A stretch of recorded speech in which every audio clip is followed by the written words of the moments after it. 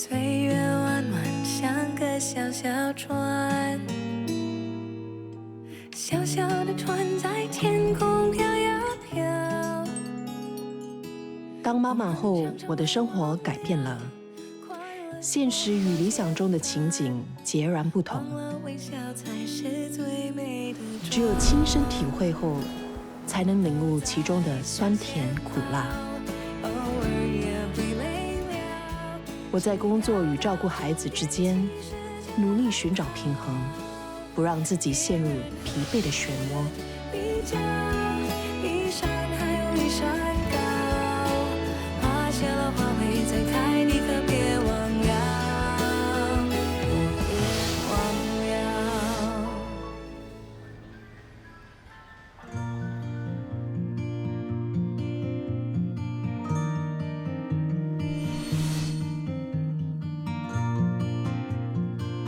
Hello， 佩芬，我是佩芬。我觉得照顾好孩子，也要好好照顾自己。刚开始的时候，就一直把注意力放在孩子身上，希望他健康成长。可是后来发现说，我自己如果已经掏空了，没有精力了，那我也不能好好的照顾他。这里好多好可爱、好美的音乐盒，你为什么会带我来这里呢？这里是一个有故事的音乐和工作坊。我们难得出来嘛，难得见面，要做一点轻松有趣却有意义的事情。OK， 好，所以我们要制作自己的音乐盒，有故事的音乐盒。哇 ，OK。佩芬说这是个有故事的音乐盒，这是我第一次设计和制作音乐盒。当下的我是在想，我到底要呈现什么故事？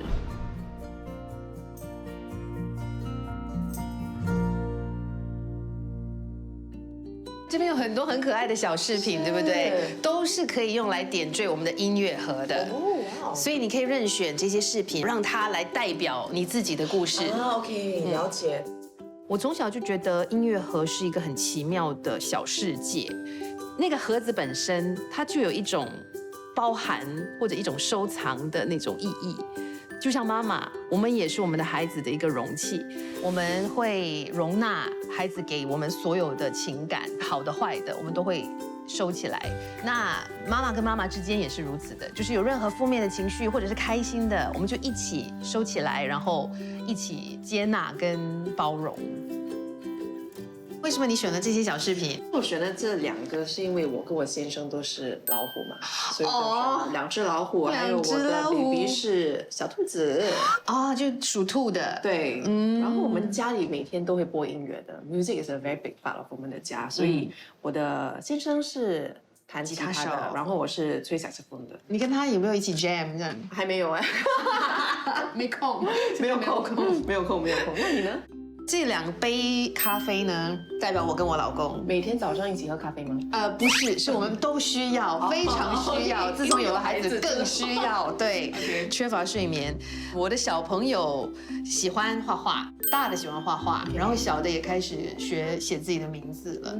所以我看到这个的时候就特别有亲切感。然后就家中也有小猫啦，所以其实今天我们都各自带了自己的一个特别的物品，对不对？对，你叫我带了一个有故事的小玩具，对吗？什么东西？其实我家里没有什么小玩具啦，那我只找到这个。这个是我怀孕的时候跟我好朋友一起出国，然后去了韩国，买了一个小小的一个，我觉得挺可爱的一个东西。那你呢？我今天带过来的这个东西呢，就是小毛毛虫。然后我的大儿子还有现在小儿子，他们都很喜欢 The Hungry Caterpillar。对，所以我经常会讲这个故事，然后我就觉得说他们2个就真的像是肚子很饿的毛毛虫，就不只是吃方面啦，就精神粮食他们也一直在吸收嘛，所以就希望我可以给他们最好的营养。是母爱的伟大。你也是。我记得你刚生第一胎的时候，好像好久没有出现在工作岗位，对吗？第一胎我就把产假延长到6个月。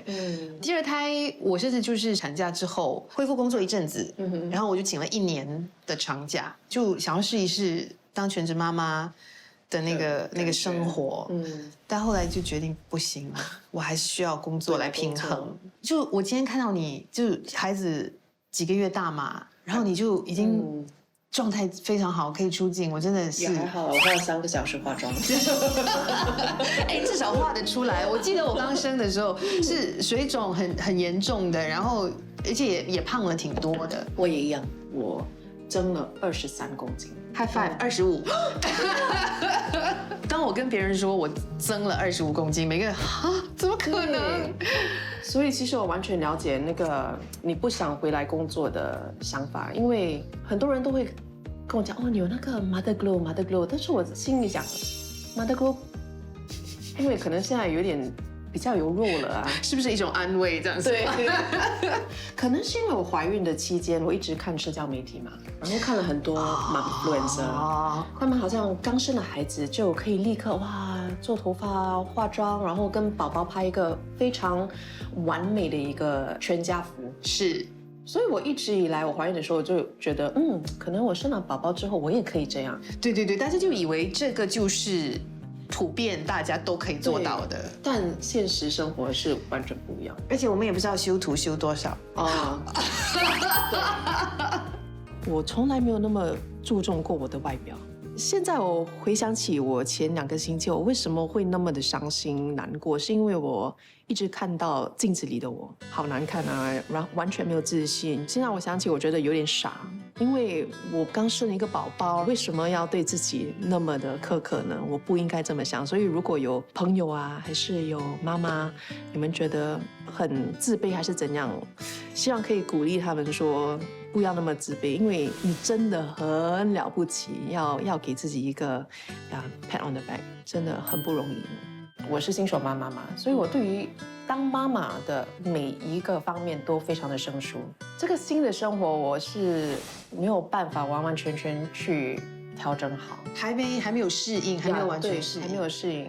我庆幸的是，因为我跟我妹妹是差不多一样的时间怀孕的，所以我觉得这一路上有她的陪伴，对我们来说是，我们都是彼此的就安慰，然后的扶持。对对，相互扶持。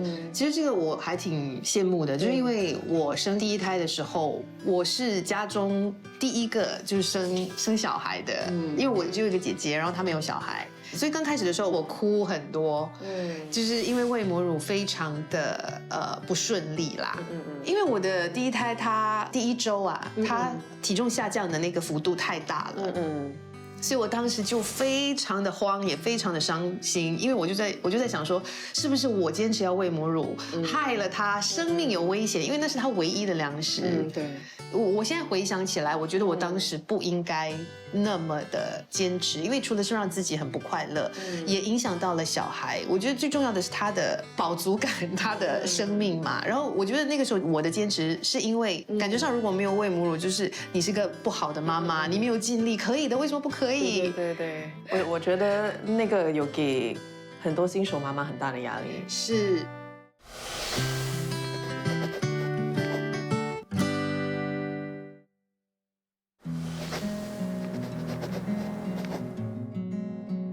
第一晚宝宝回来的时候，我也是坚持要喂母乳，但是我的宝宝一直哭，然后哭到我当下就放弃了 ，just go and buy the phone， 我们都需要睡觉了。我跟他的情况是挺像的，因为你一直很尽量，但是就是做不到，周围也会有很多人给他们的意见啊，所以是肯定会有压力的，但要懂得怎么去控制，我觉得不容易。最近我看到一本书，它有提到这个词叫 matrescence， 它的意思就是一个女人突然间要转变成母亲的整个过程。所以我觉得刚刚我们2个形容的这前面1个月就是这个 matrescence， 然后有时候你会误以为它是产后忧郁，但不是。一个人经历这么大的一个改变，就会有那个精神跟心理方面的很大的压力。我可能是看了太多网上的视频啊，就会觉得哦，宝宝生出来就会很自然的跟宝宝有一种 connection。但是对，其实我没有，我也没有，我没有，我只想保护他，然后希望他活下去。对，我就是要说，活着就好了，活着就好。还在呼吸吗？摸一下。就很多担忧，很多压力，是。跟宝宝的那种互动其实不多，因为我也不敢抱他。前2个月我的情绪会那么不稳定，除了荷尔蒙失调，然后我自己觉得很难看就是了。还有睡眠不足，对，睡眠非常不足。可能不只是跟社交媒体的一些母亲相比，家里就已经跟我的先生相比了。我会觉得，为什么当妈妈的牺牲必须那么多？但是我的先生好像，life goes on 呢，还可以照样去工作，跟朋友吃饭啊，还是怎样的？我会觉得很不公平。是，但是我就想起了第一系列文芳姐，她有跟我说了一句，她讲爸爸跟妈妈就是不一样。对，这么一想，我就舒服多了。像你刚才有提到说，可能爸爸他其实是可以就是出去透透气啊之类的。但妈妈如果出去透透气的话，就会开始内疚咯。你会有很大的内疚感，非常现在还是会。真的？对啊，还是会啊。为什么呢？为什么？我可能无时无刻就会想到说，如果这一刻我在跟他在一起的话，我们2个会做什么？哇，所以你这妈妈的内疚感已经习惯了9年长了。你觉得会不会结束呢？这妈妈的内疚感？可能随着他们成长，它是会存在，但是它不会浮现。所以你会一直在想 ，OK， 我一定要尽我的全力，负起这个责任，把他给照顾好。所以来工作的时候，当然离开家的时候，就比如昨晚啊，他昨晚一直哭，因为他肚子痛，所以我完全没有睡到。然后今天早上我化完妆看到他，他就哇很甜蜜的对我笑，我就很不想来工作了。他终于 OK 了的那种感觉，所以就要提醒自己 ，OK， 你踏出家的时候就要完完全全的把你的心思放在工作上。这个对孩子来说也是一种不一样的责任嘛。是对，因为你工作不完全也是为了自己，也是为了家庭。为了他的未来。我觉得你刚刚的分享其实蛮有趣的，就是那个内疚感，它其实是可以是一个推动力，就让我们把工作做得更好。但是你那个时候应付新手妈妈的压力，你是怎么克服的？我身边有几个朋友，他们当了妈妈，经常有跟他们就互动啦。然后丈夫虽然可能不能完全理解，但是至少他在那里。那你会觉得你的先生和家人其实也是很重要的？我觉得非常重要。我觉得我很幸运的是，我的妹妹跟我一起经历。对。那个时候，每次我看到我妹妹，我就会哭，可能有一种你明白有一个对不言而喻的那个，终于有一个人明白我的不安呐，又或者我的害怕。前2个星期，我完全不是我自己，我没有办法控制我的情绪，很难用一句话来形容我当下的心情，就是很复杂就是了，就会觉得，我做什么都不够好，我不是一个好的妈妈，现在又没有工作，又会觉得我真的什么都不是呀的一种很空虚的一个感觉，真的是一个很大的改变，然后就会很不习惯，因为一直以来我是那个比较 steady 的，家人很难得看到我崩溃啊，又或者哭啊，又或者怎样的。其实我在生第2胎之前，我就流产了1次。So sorry. No, it's okay. 我之前是很想要生第2胎嘛，所以一直在努力着，努力了大概将近4年，终于有一个喜讯，然后有一个心跳。可是11周的时候就掉了，那个悲永远会在的，就是现在回想起来还是会就是记得当时的心情，或者当时的那个不舒服，整个绝望啊。在经历那段期间的时候，我发现当我就接触到其他人的故事，I'm not alone， 我不是一个人的，有人理解我的那个心情，不好意思。然后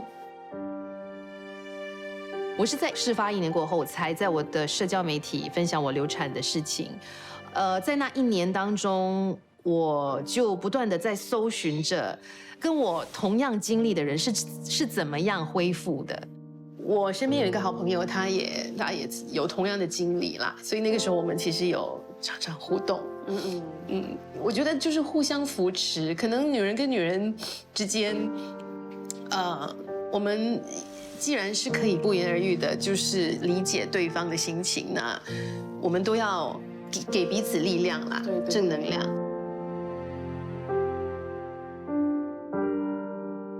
你会不会觉得你当了妈妈之后，你就会有一群新的妈妈朋友？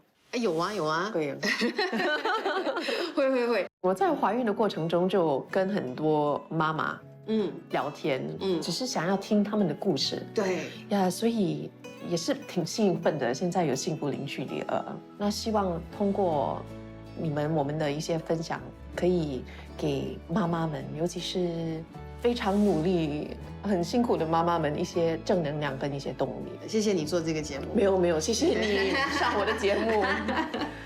你的音乐盒你选的什么音乐啊？我选了那个肖邦的小夜曲。Nocturne， 对，因为我记得2个小朋友在刚出生的那几个月呢，我最爱他们的时候就是他们在睡觉的时候，就安静的、很安详的在那边睡觉，然后可以看到他的肚子鼓起来下去这样，那个是我当妈妈最快乐的时刻。那你呢？你选了？我选的是Canon in D， 因为那是我的婚礼的 march in song。OK， 所以我就觉得可能挺适合的。就提醒一下我的先生，他当时他跟我结婚立下的誓言，对我的爱有多大。所以如果以后变得像个黄脸婆，我就会播那个音乐。OK 啦，就是 Remember。哎，为什么突然间变了一个样？情绪不稳定嘛，对不对？我差不多好了。我也是。然后我的这个叶子呢，我就放在这边，这样子毛毛虫会滑下来。Sorry。没事，当妈妈也一样。对呀，其实很多时候当妈妈，特别新手妈妈，就很容易会觉得犯错，对，是大罪这样子。犯错没关系，真的。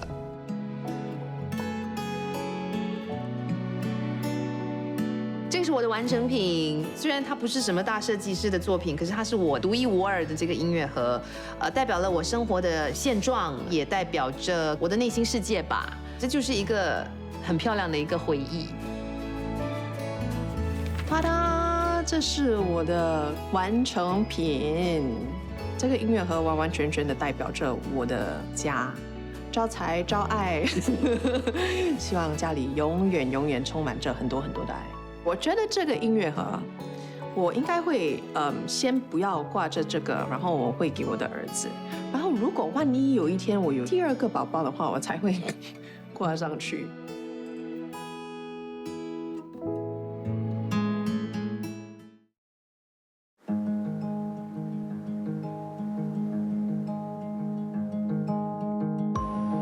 佩芬，你到底要带我去哪里啊？我要带你去探索你的内心世界。探索我的内心世界。我会带 Rebecca 去体验游戏治疗，因为我很想要看透 Rebecca。因为我觉得艺人都有保护层，他有一点私心哦，我要揭开他的真面目。好神秘。哒哒哒哒哒哒，哇！这里就是一个游戏治疗室，有没有很意外？我带你来这儿，这个不是我想象中的一个画面呐。我印象中的游戏疗法就是给孩子一个很大的空间，然后让他们玩啊，就完完全全的就可以表达自己。我只是知道那个概念是什么，但是那个过程我是完全不了解。这个治疗室是给孩子来治疗的，还是给妈妈来治疗？OK， 其实呢，治疗室当然游戏治疗针对的是小朋友。OK， 可是呢，当中有很多的一些方法，像妈妈们也可以抒发压力的，也可以得到那个疗愈的。OK， 来教我一下。我对于心灵健康其实一直都很好奇的，可是后来可能真的就是当了妈妈之后，才发现说心理健康除了是非常重要之外，也有很多的很奇妙的化学的程序在进行着。然后我就发现说，哎，有这样的一个课程，游戏治疗，然后我就觉得，哎，真的非常的有趣，我很想要知道更多。所以今天要带你来体验这个沙盘疗法。其实我觉得，对于像妈妈们啊，就面对很多的压力啊、精神上的那个困难啊、挑战啊，就可以以这个方式来抒发。接下来10分钟，你可以选择这盘沙或这盘沙，然后后面的玩具就任由你要怎么样去探索。有任何不妥，我再告诉你。那哪一个沙盘是你比较想要探索的呢？这个吧，这个好。其实很久没有摸沙了，因为我觉得很肮脏，但就觉得其实很细哦，挺舒服的，摸了摸了就越来越喜欢那个感觉。我是要做什么？就讲故事吗？还是随心所欲啊？freestyle 哈？是。我第一反应是，真的吗？你们不会闷吗？就你们在那里看着我玩，有一点别扭。就是那种 personality test。我稍后会解释的。没有安全感哦，那10分钟。跟我刚出道的时候的感觉是完全一样的，就是我演戏的时候，我觉得所有的制作团队还有我的合作的演员们都在拿着一个卡，然后再给我打分数。我不知道我应该做什么。你可以停下来，你可以继续，这10分钟内真的就是任你要怎么样。我可以感觉到他的不自在。但当所有的决定权都在你身上，让你自由发挥的时候，我们大人的第一个反应就是这样对吗？为什么他压力很大？他一直在，不是要减压的吗？然后我们很害怕犯错，但是我们要记得的就是没有对错的。所以像刚才就是你选择了这个干的沙盘嘛，对不对？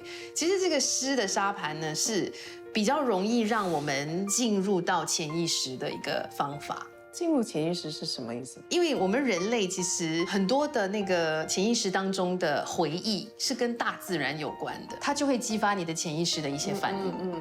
我记得第一次在上课的时候，我们也需要经历，然后就开始在摸啊摸啊摸，摸了大概5分钟，我开始挖，因为你看下面其实它是蓝色的啊，它就是要让我们想起土地下面都是水。我挖到这边的时候。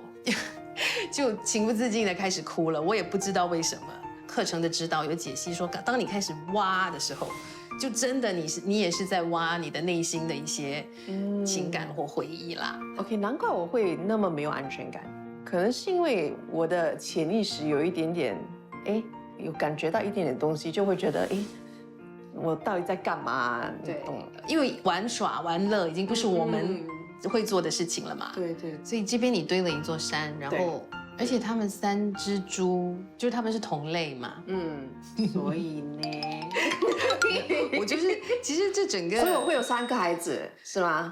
这个我不是占卜，我们在整个沙盘治疗的过程中，是自我探索的一个过程。所以其实我也不能跟你说，这个一定是什么什么，所以可能对于你而言，就是同类的东西就在一起，就有一种安全感。对。然后感觉上，因为这个是你刚才说这个是火山嘛，对，而且火山是在比较低处，所以不会造成小树任何的危险。但是就是存在着一个危险就对了。哦呀，对哦。做完了这沙盘的活动之后，我很想私底下再尝试一下，因为我觉得我没有完完全全的进入这个状态，然后我可以更加的了解自己。你第一次尝试这个游戏治疗是在什么时候？我是在2023年底报读这个课程的，原本对于心理健康这方面就一直很有兴趣。所以你已经是个合格的治疗师了吗？我还在学习当中，我有一个暂时性的那个执照，但是也有一些限制啦，因为我还是实习生。很多人对于心理治疗还是有一个偏见啦，就觉得说你有病啊，还是什么才要去治疗。那我觉得像这样的游戏治疗，它就是一个疗愈啊。我以前可能也会这样，我会觉得治疗什么治疗啊，我很 strong， 我可以的，我什么都可以。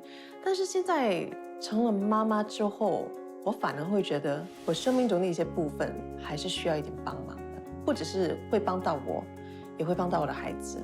这是一个很好的转变，只有这样子，我们才可以就是不把过去自己的不快乐或者创伤传到下一代，然后一代传一代。对。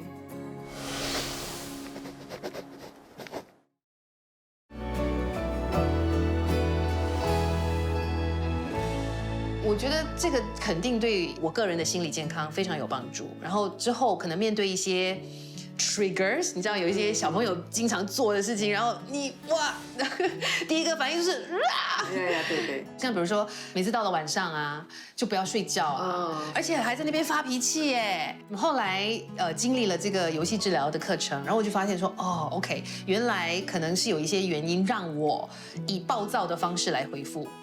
就当我知道我会要暴躁的时候，我就会想办法去抽离自己。当然，我目前还不是一个合格的治疗师，我还有一个导师。那导师今天也在这边，那我们就请他来跟我们再聊一些。Marina， 来，他也是我的心理治疗师，他也是专业的这个游戏治疗讲师，也是游戏治疗师。我刚才在听你们谈的时候，我就发现说，不只是自己的孩子啦，会让我们有特别的那种情绪。有时候我们的那些小朋友，就是来访者，他们也可能会 trigger 我们就要马上就跟自己说，一定会按到这个按钮，所以就小心一点。小朋友其实很喜欢模仿我们的，那比如说他们爱发脾气，可能我们自己也是这样的。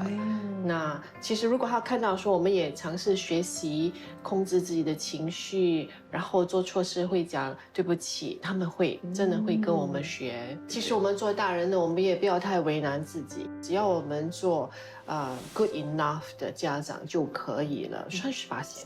38%，那78%是什么？你可以做你自己发脾气的哦。当 Marina 老师说做到30%就足够了，你就已经是个很好的妈妈了。我听了很开心，是因为是一个很大的安慰吧。因为我会觉得我要当一位好的妈妈，我必须付出我的100%。其实这个游戏治疗其中一个目的也是要促进孩子跟父母之间的沟通跟互动啦。它不只是就是完全针对心理的一些问题。就拿那个刚才佩芬讲的那个例子讲说，到了时间睡觉，孩子不愿意睡，那我们应该怎么样跟孩子沟通？在游戏治疗有这样的一个说法，就是用 ACT， 就是 acknowledge、communicate。and target。那 acknowledge 就是你承认孩子当时候的情绪或者他们的那个愿望。比如说佩芬的孩子如果在闹，就讲说哦，知道了，你很想继续的看电视或者继续的玩，不想睡觉。那他听了过后，情绪就不会这么昂了，就会降低一点。那 communicate， 那我们就在沟通说9点了要睡觉，或者10点了要睡觉，这是老早就定好的规矩，就重新再说一次。最后那个 target， 我们就要供应他一些他可以接纳的一些选择。比如说你跟他说，好吧，你可以选择你自己走去房间，或者妈咪抱你去房间，你看都是去睡觉的。现在我的 baby 还很小嘛，他可能听不懂我讲的一些东西，但是可能他可以感受得到我的一些反应，所以他最近就我抱着他的时候，他一直想要躺下来，好像他觉得很好玩，但是我就觉得很危险，但是我越讲他会暗笑，然后就躺下来。所以我是怎么去 ACT 这个情况呢？你让他知道说，妈妈猜你大概是想这样子做。当我们猜对的时候，孩子其实很开心的。然后你再跟他说，但是妈妈很爱你，这样是不安全的，所以不要。所以你的不要先不说，我还是会说不要这样子做，但是就先跟他说，哦，很好玩是吗？你要这样玩，我们在床上玩。那他要选择咯，你要我这个大人抱你的话呢，你就不要做这个不安全的动作。所以我们要把责任交还给孩子。我觉得也让他们知道什么叫边界感，小朋友也需要知道啊，因为他们有时候会跟其他小孩互动嘛。那如果不知道边界感的话，可能会受到伤害。而且这个招数，我觉得说可以跟家里其他的人说，因为肯定不是只有妈咪跟爹地抱宝宝，对吗？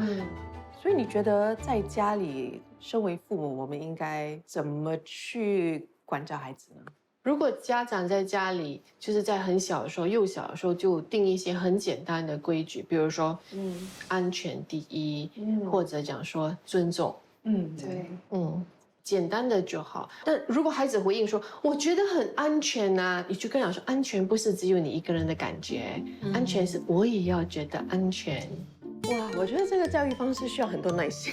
对对对，就是很多的策略咯。对，有时候当妈妈真的很多东西是重复的，很像就是每天播一样的录因为音。到现在我妈妈也每一天在重复啊，几点回来啊？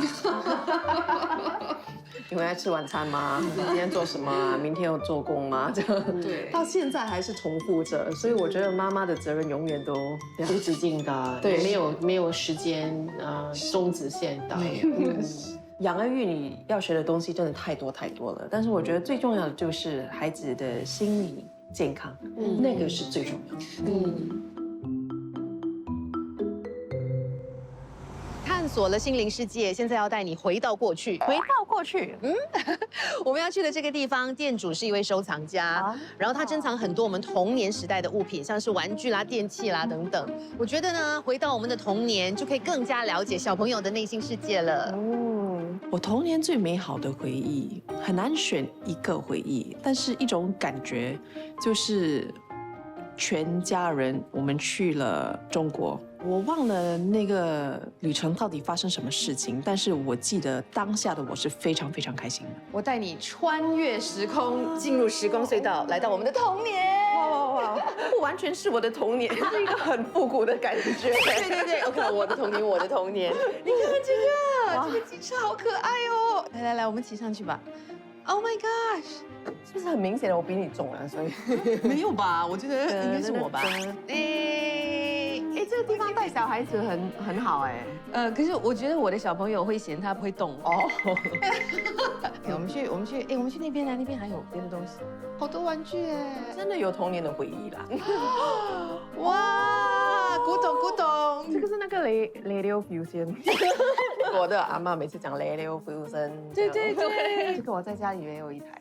哦，这个电话，因为我的先生很喜欢这种复古的东西，我一踏进来的时候我就立刻想到他了。我的先生很喜欢复古的东西，但我不会。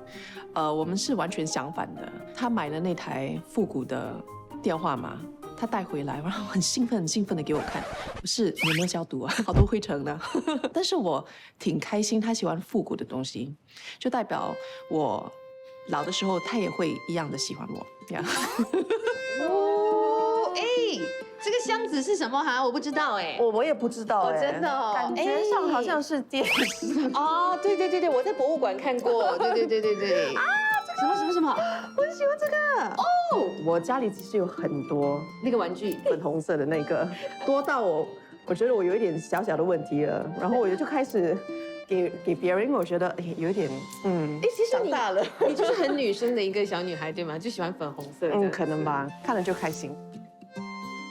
哇，这里的摆设有点像以前的那种杂货店的感觉。对，就年少时会去买糖果啦，或者是转那个底缸啦，还有这些，我们年少时有看过吧？电视广播周刊，然后你看中间哦，每次有那个，等一下，这个是谁？三德报告。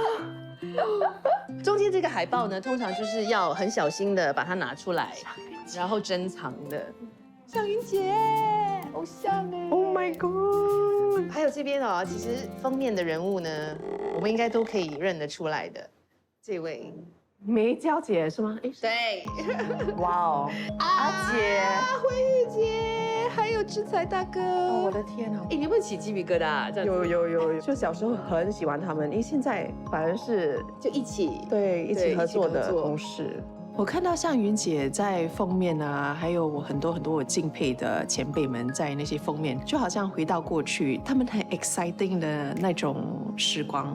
这对我来说是一个很大的一个动力。如果可以像他们这样的话，就很成功了。其实蛮想念这些杂志的时代可以碰到的一个刊物啦。而且我还记得我拍第一个封面的时候，我看到在店里我的第一次的封面是会哭的那种。爱周刊吗？不是那个时候是一种手机的，没有人读的杂志啦。虽然那杂志是你应该是没有听过的杂志，但对我来说很多新鲜感，然后很兴奋，因为是我刚从 Miss Singapore Universe 之后拍的第一个杂志封面。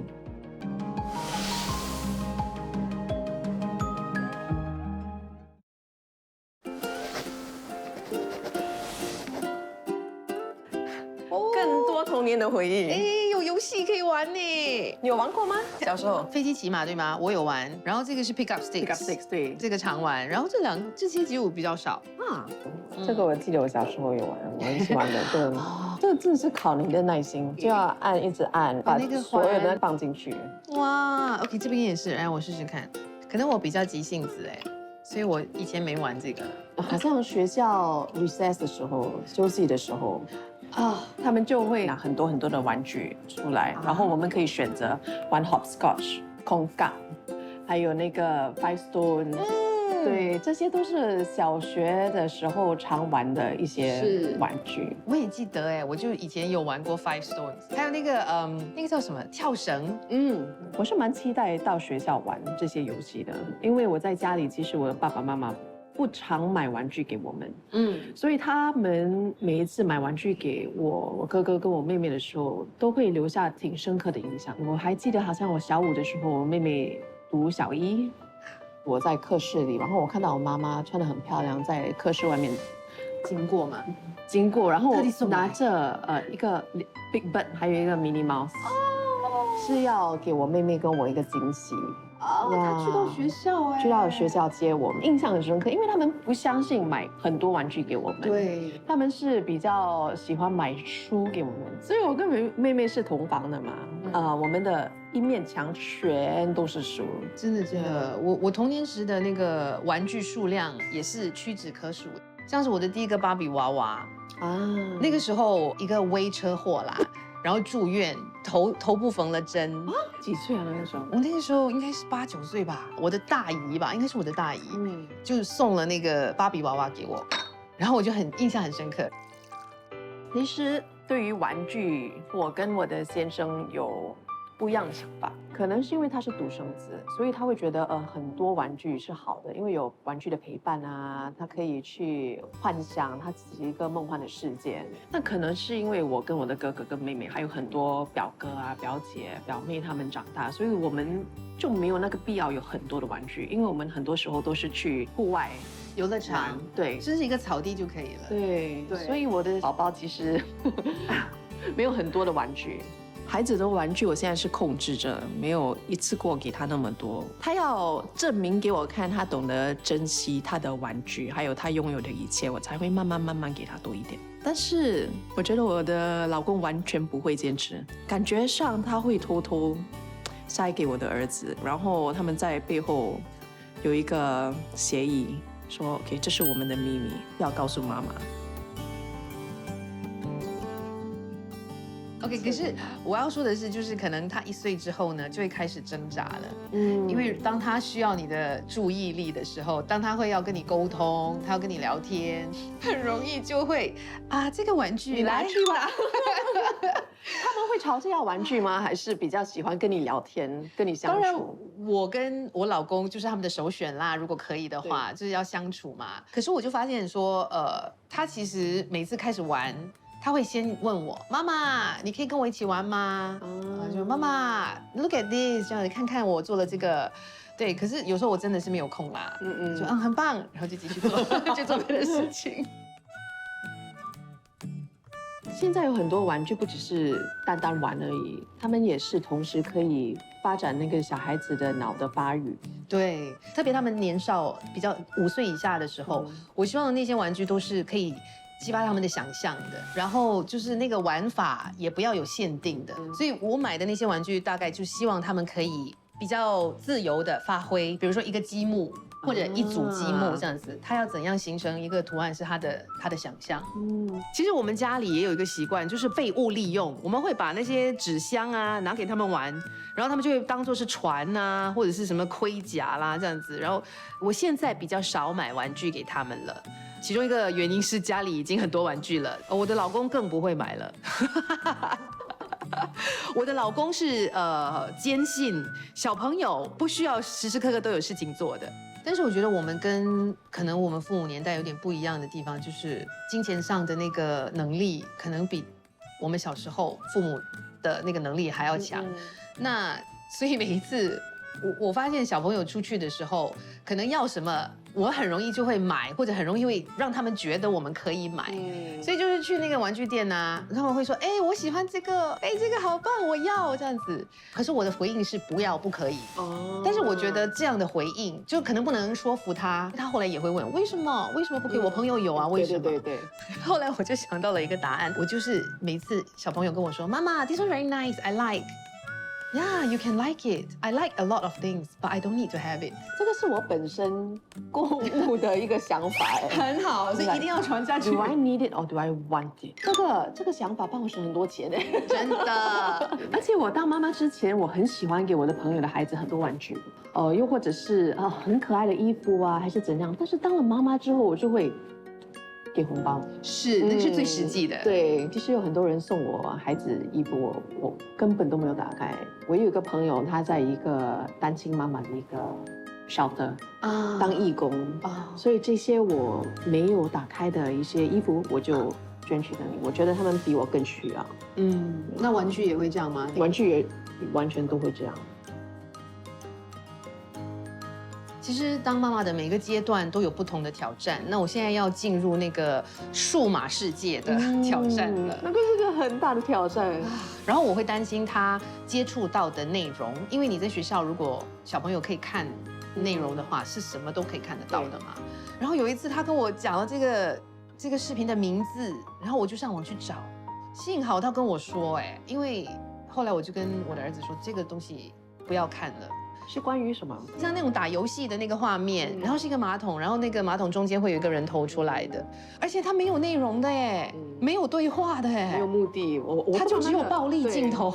但是你跟他讲不要看的时候，他的反应是什么？我就很逻辑性的跟他解释，你只有24小时的时间，9个小时要睡觉喽。那你其他的时间可以做的东西有限哦，你干嘛要浪费在一个不是很优质的内容上面？你可以看有很多其他精彩的节目嘛。然后这样子跟他说完，他其实觉得有道理，可是年纪还小啦，所以可能比较容易说服。因为我觉得很重要的一点就是我们要知道小孩子在看什么。就像你的做法，我觉得很好，你就慢慢的跟他讲道理，不可以讲 No, you cannot。对呀，那个是一个我觉得我必须学的一个东西。其实像 Marina 也有提到，就是acknowledge，可能你就会说，哦，我知道很多你的朋友在看，而不是直接就是觉得说这个是不好的，对，可能他就会觉得有点受伤啊，或者是我觉得很有趣啊，为什么你觉得不好这样子？因为这是他们成长的一个环境嘛，跟我们成长的环境是完全不一样的，所以我们真的必须跟我们的孩子与时并进。而且通过了解他们的世界，才能够鼓励他们继续告诉我们心事啊、秘密啊。对。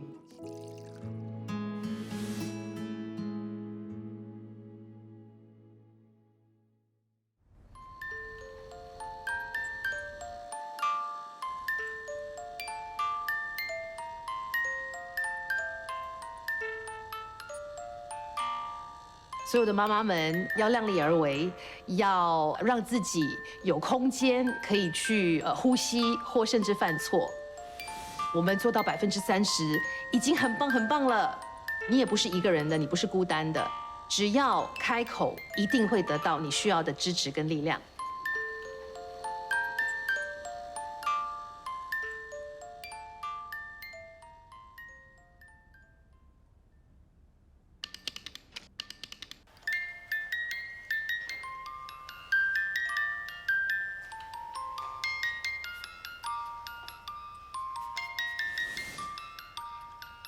每个人都有属于自己的时间表，别跟别人比较，相信自己，不完美才是真正的完美。